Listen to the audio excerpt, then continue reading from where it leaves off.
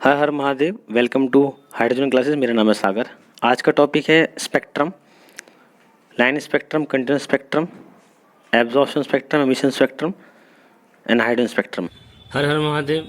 Welcome to hydrogen classes. मेरा नाम है सागर। आज का जो टॉपिक है वो है quantize electronic energy levels atomic spectra. Quantize मतलब होता है रिस्ट्रिक्टेड।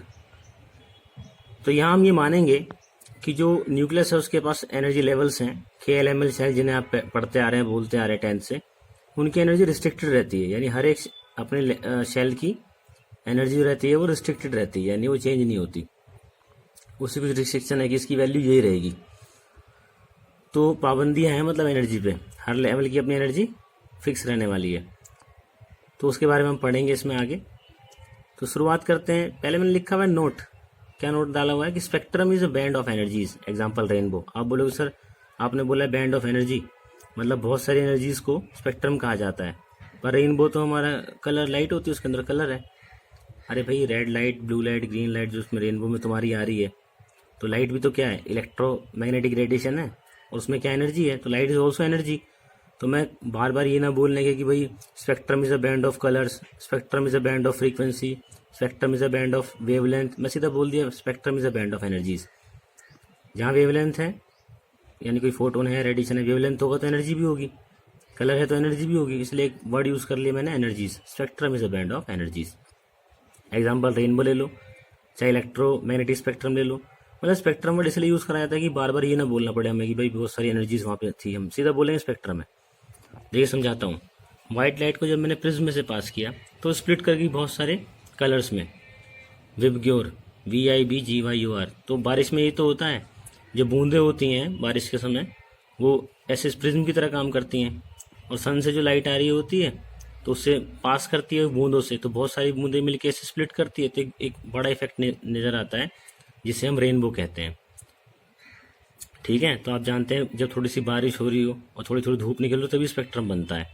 तो धूप होगी तभी तो बारिश की बूंदों से पास होगा, तभी तो स्प्लिट करेगी, वो स्प्लिट कर जाएगी मतलब खंडित हो जाएगी, बढ़ जाएगी, और हमें कलर दिखाई देता है, स्पेक्ट्रम दिखाई देता है। इसे कंटिन्यूस स्पेक्ट्रम क्यों कहा गया वो मैं आपको बताऊंगा। स्पेक्ट्रम तो आप समझ गए, मैंने ये ना बोल के कि बहुत सारे कलर एक साथ हैं, मैंने सीधा बोल दिया मतलब ये पूरा बैंड है कलर्स का, ये ना बोल के मैंने सीधा क्या बोल दिया स्पेक्ट्रम। स्पेक्ट्रम का मतलब यही है, it's a band of energy और कलर। अब देखिए कंटिन्यूस स्पेक्ट्रम को मैं समझाऊंगा। Red colour has the longest wavelength and minimum frequency, it's deviated least deviate होता है, मतलब कम मुड़ता है बेस की तरफ। देखो सबसे ज़्यादा कौन मुड़ी, सबसे ज़्यादा मुड़ेगी वॉयलेट लाइट, उससे थोड़ी कम मुड़ी इंडिगो, फिर ब्लू, और सबसे कम कौन मुड़ी रेड। तो डेविएट करना मतलब मुड़ जाना। डेविएशन का मतलब होता है जब कोई चीज़ टकरा के मुड़ जाए। जैसे मैं एक दीवार पर बॉल मारूँ, एक बच्चे की बॉल टकराने के बाद तो 90 डिग्री मुड़ जाए और एक की 10 डिग्री, तो मैं कहूँगा 90 वाली मतलब जो 90 मुड़ी वो ज़्यादा डेविएट हो गई।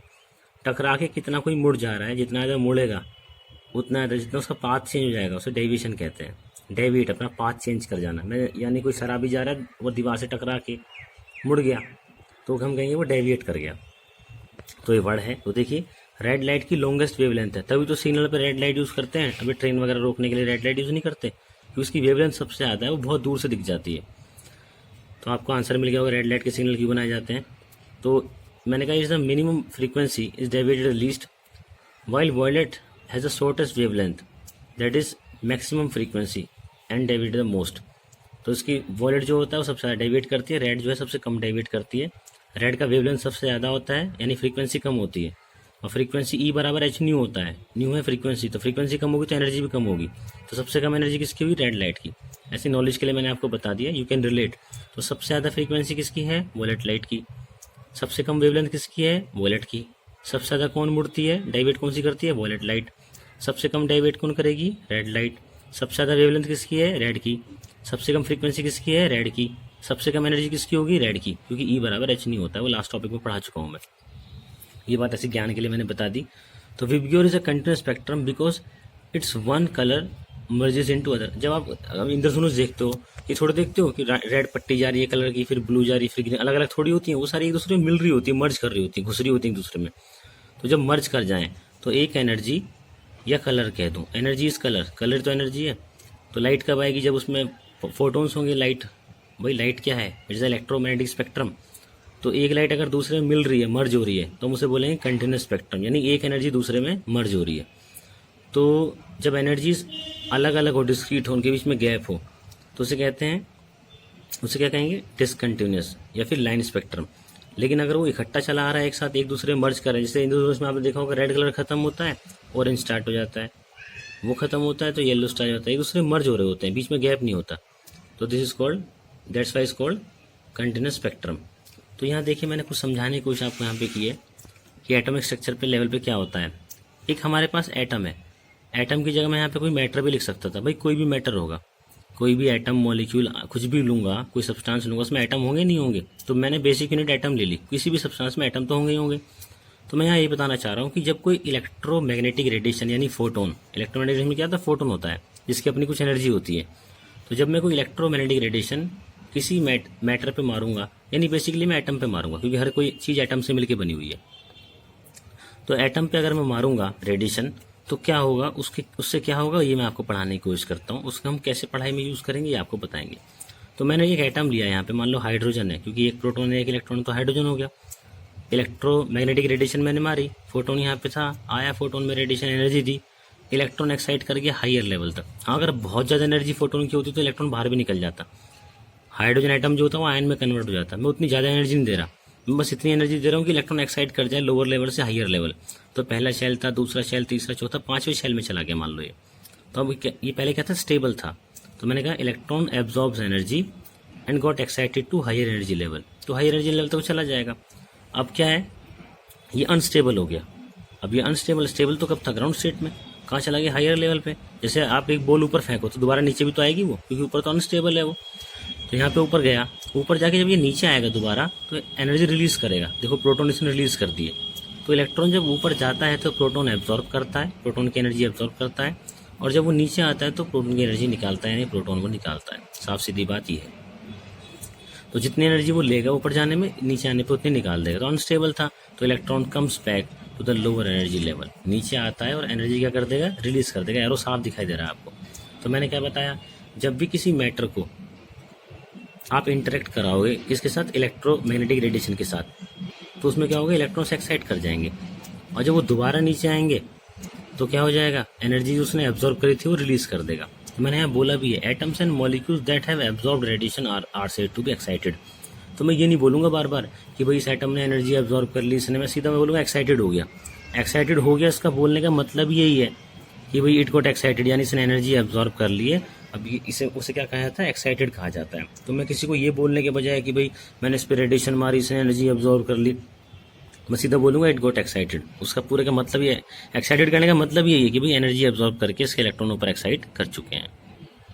अब हम पढ़ेंगे एमिशन एंड एब्जॉर्प्शन स्पेक्ट्रम। आपको इससे स्पेक्ट्रम कहाँ से आ गया, एमिशन एब्जॉर्प्शन का मतलब क्या है। भाई देखिए हमने क्या करा था, एनर्जी यहाँ पे दी थी, अब वहाँ तो एक एटम मैंने लिया था, अगर मैं सैंपल लूँगा उसमें बहुत सारे एटम होंगे। अगर मैं कोई गैस हाइड्रोजन का सैंपल लूँगा उसमें बहुत सारे एटम होंगे, तो बहुत सारे एटम बहुत सारे डिफरेंट फ्रीक्वेंसी एब्जॉर्ब करेंगे। तो मैंने कहा पहले पढ़ते हैं absorption spectrum. It is a spectrum, spectrum तो समझ गए होंगे, it's a band of energy, it is a spectrum of radiation absorb by substance.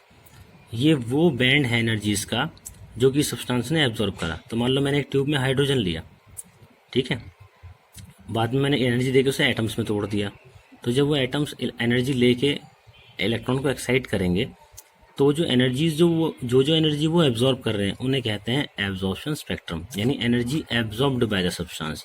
कौन कौन सी उन्होंने फ्रीक्वेंसी एब्जॉर्ब करी, यानी एनर्जी एब्जॉर्ब करी, है ना, दिस कॉल्ड एब्जॉर्प्शन स्पेक्ट्रम। और एमिशन क्या होता है, जो उसने एब्जॉर्ब करी वो निकाल देगा, एमिशन है।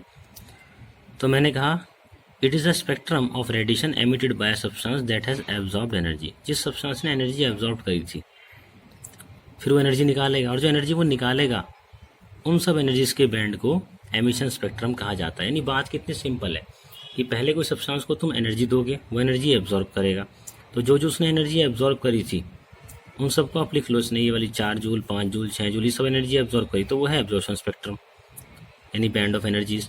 और जो उसने एनर्जी निकाली, जो एब्जॉर्ब करेगा फिर वही निकाल देगा, तो दिस कॉल्ड एमिशन स्पेक्ट्रम।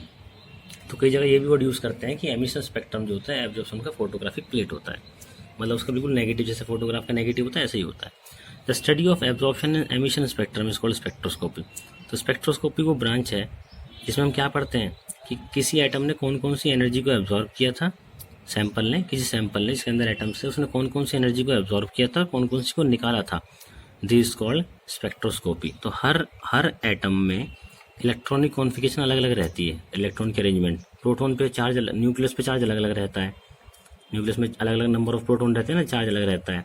तो हर एक एटम जो एनर्जी एब्जॉर्ब करता है वो हमेशा अलग रहती है। यानी हाइड्रोजन जो एनर्जी एब्जॉर्ब करेगा और जो वो निकालेगा, मतलब जो एब्जॉर्ब करेगा वैसे वही निकालेगा। तो मैं कहता हूँ हाइड्रोजन जो एनर्जी एब्जॉर्ब करेगा, लिथियम वो कभी भी नहीं करेगा, लिथियम डिफरेंट एनर्जी एब्जॉर्ब करेगा। तो कोई एटम कौन कौन सी एनर्जी एब्जॉर्ब कर रहा है उससे उसका पता लगाया जा सकता है, इसे यूज़ करा जाता है एज अ फिंगरप्रिंट टेक्निक। जैसे मान लो मैं जानता हूँ कि हाइड्रोजन अगर कहीं भी होगा तो ये ऐसी वैल्यू एब्जॉर्ब करेगा, मतलब कुछ पर्टिकुलर एनर्जी एब्जॉर्ब करेगा। अगर कोई भी मुझे एटम अननोन दे दो और वो बिल्कुल वैसी एनर्जी एब्जॉर्ब करो जैसे हाइड्रोजन करता है, तो मैं बता सकता हूँ कि वो हाइड्रोजन है। तो इस तरह एलिमेंट्स का पता भी लगा लिया जाता है कि कौन कौन सी एनर्जी एब्जॉर्ब कर रहे हैं, कौन कौन सी निकाल रहे हैं, इसके आधार पे तो उसे पढ़ा जाता है कि भाई हाइड्रोजन कौन कौन सी फ्रीक्वेंसी एब्जॉर्ब करेगा, है ना, फिर वही वो निकालेगा। तो इसे स्पेक्ट्रोस्कोपी कहा जाता है। एक बात और बता दूं, सबसे सिंपल एटम हाइड्रोजन है इसलिए लिया गया, उसमें एक ही इलेक्ट्रॉन है, और में बड़ा कॉम्प्लेक्स होता है, उसमें एक से ज़्यादा इलेक्ट्रॉन रहते हैं, तो इसलिए हम हाइड्रोजन यहाँ पे पढ़ेंगे। और हमारे कोर्स में है भी हाइड्रोजन, लेकिन हायर लेवल पे पोटेशियम वगैरह, सोडियम वगैरह ही पढ़ाया जाता है। तो बात कितनी सिंपल थी, आपने एक सैंपल लिया, उसे आपने इलेक्ट्रोमैग्नेटिक रेडिएशन दी, रेडिएशन एब्जॉर्ब करने के बाद वो एक्साइटेड हो गया, यानी एनर्जी एब्जॉर्ब कर ली, उसके इलेक्ट्रॉन आगे चले गए। जब दोबारा ग्राउंड स्टेट पे हुए आए इलेक्ट्रॉन्स, एनर्जी उन्होंने निकाली, जिसे एमिशन स्पेक्ट्रम कहा जाता है। आइए देखते हैं। फिर मैंने बताया note, emission spectra is composed of large number of discrete frequencies और energy are known as line spectra. तो एमिशन स्पेक्ट्रा को लाइन स्पेक्ट्रम कहा जाता है। ये लाइन क्यों कहा, कंटिन्यूस क्यों नहीं कहा, क्योंकि जब मैं सैंपल को मान लो 1 से लेके 100 जूल तक एनर्जी दे रहा हूँ, 1 joule, 3 joule, 4 joule, 5 joule, 6 joule, 8 joule, 9 joule, ऐसे दे रहा हूँ मैं 100 तक, तो मैं देखूंगा कि सैंपल सारी एनर्जी एब्जॉर्ब नहीं करता, 1 से लेके 100 तक सारी एब्जॉर्ब नहीं करता। वो 20 जूल एब्जॉर्ब कर लेगा, 50 जूल एब्जॉर्ब कर लेगा, 60 कर लेगा, वो उस पर डिपेंड करता है कि उसके अंदर एटम्स कौन कौन से थे, कैसे थे। तो डिफरेंट एनर्जी एब्जॉर्ब करेगा, और जो एब्जॉर्ब करेगा वही वो निकालेगा। तो बीच में गैप आ जाता है। अगर वो लगातार सारे फोटोन से एब्जॉर्ब करता चला जाता, 1 जूल एनर्जी का, 2 जूल एनर्जी का, 3 जूल का, तो निकालता भी लगातार, तो कंटिन्यूस स्पेक्ट्रम आता। तो जब सैंपल को एनर्जी दी जाती है, यानी जब उस पर रेडिएशन दी जाती है, तो सारी रेडिएशन एब्जॉर्ब नहीं करता। तो सैंपल जो है, यानी जो भी हाइड्रोजन वगैरह जो भी मैं ले रहा हूँ, वो कुछ ही एनर्जी बीच में से एब्जॉर्ब करता है, इसलिए जो एनर्जी निकालता है वो कुछ ही निकालता है, इसे लाइन स्पेक्ट्रम कहा जाता है। तो एटॉमिक स्पेक्ट्रम और लाइन स्पेक्ट्रम भी इसे कहा जाता है। आइए थोड़ा समझाने की कोशिश करूँगा। On passing electric discharge through a gases hydrogen, अगर गैसेस हाइड्रोजन में से मैं बिजली पास करता हूँ, the H2 molecule got dissociated into excited hydrogen atom. मैंने बताया H2 मॉलिक्यूल पहले टूट जाएंगे एटम्स में, और एटम्स कैसे होंगे, एक्साइटेड। एक्साइटेड कहने का मतलब क्या है कि उनके इलेक्ट्रॉन आगे जा चुके हैं, एनर्जी वो ले चुका है, और क्या हो गया है, unstable, and emits electromagnetic radiation of discrete frequency. और अब क्या करेगा वो, भाई एक्साइट तो वो हो गया, अब क्या आएगा, atom in the ground state, वो दोबारा ग्राउंड स्टेट में आएगा, स्टेबल हो जाएगा और एनर्जी रिलीज करेगा। तो यहाँ जो एनर्जी रिलीज करेगा वो क्या होगी, डिस्क्रीट फ्रीक्वेंसी होगी, लगातार से एनर्जी, लगातार वो ना उसने एब्जॉर्ब करी थी ना वो निकालेगा, तो डिस्क्रीट फ्रीक्वेंसी यहाँ निकालेगा, जिसे लाइन स्पेक्ट्रा भी कहा जाता है। Line spectra of hydrogen, lemon बामर Paschen series वगैरह मैं आपको नेक्स्ट क्लास में चर्चा करूंगा इसे पूरा। आज का जो मेरा टॉपिक था वो यही था कि स्पेक्ट्रम क्या होता है, कैसे कैसे लाइट स्प्लिट कर जाती है, एनर्जी एब्जॉर्ब करने पे एटम के साथ क्या होता है, एनर्जी निकालने पे क्या होता है, जो एनर्जी एब्जॉर्ब करता है उन रेडिएशंस को क्या कहते हैं, एनर्जी निकालता है उसे क्या कहते हैं, और कंटिन्यूस स्पेक्ट्रम और लाइन स्पेक्ट्रम में क्या डिफरेंस है। फिर भी कोई डाउट हो, you can ask me. Thank you very much.